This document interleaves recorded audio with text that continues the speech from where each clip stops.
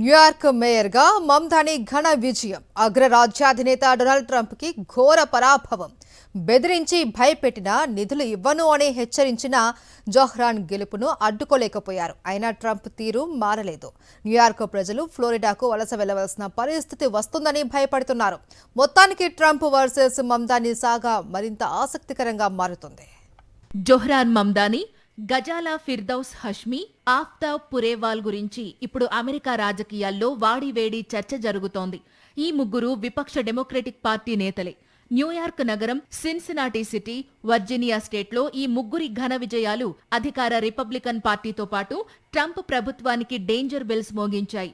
President Trump వ్యక్తిగత మద్దతును పొందిన అభ్యర్థులను మమ్దాని, పురేవాల్, గజాలా హష్మీ అవలీలగా ఓడించేశారు. ఇది ట్రంప్నకు మింగుడు పడని విషయం. అందుకే న్యూయార్క్ క్యూబాలా మారిపోవడం ఖాయమంటూ శాపాలు పెట్టేస్తున్నారు. జోహ్రాన్ మమ్దానీతో పాటు డెమోక్రాట్లపై తీవ్రస్థాయిలో విమర్శలు గుప్పించారు ట్రంప్.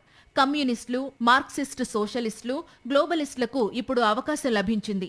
కానీ వారు దేశానికి విపత్తును తప్ప మరేమీ అందించలేరన్నారు. మమ్దానీ దెబ్బకు New York city communist Cuba, socialist వెనిజువెలాలా మారుతుందని విమర్శించారు. నగర ప్రజలు ఫ్లోరిడాకు పారిపోవలసి వస్తుందన్నారు.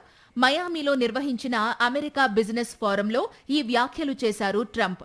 అయితే మమ్దానీ గెలిస్తే ఫెడరల్ న్యూయార్క్ నగరానికి అందించే ఫెడరల్ నిధులను తగ్గిస్తానన్న హెచ్చరికల విషయంలో మాత్రం కాస్త వెనక్కి తగ్గారు. వారికి కొంతైనా సాయం చేస్తానని ప్రకటించారు. డెమోక్రాటిక్ సోషలిస్ట్ అయిన జోహ్రాన్ మమ్దానీ న్యూయార్క్ మేయర్ ఎన్నికల్లో చారిత్రక విజయాన్ని నమోదు చేశారు.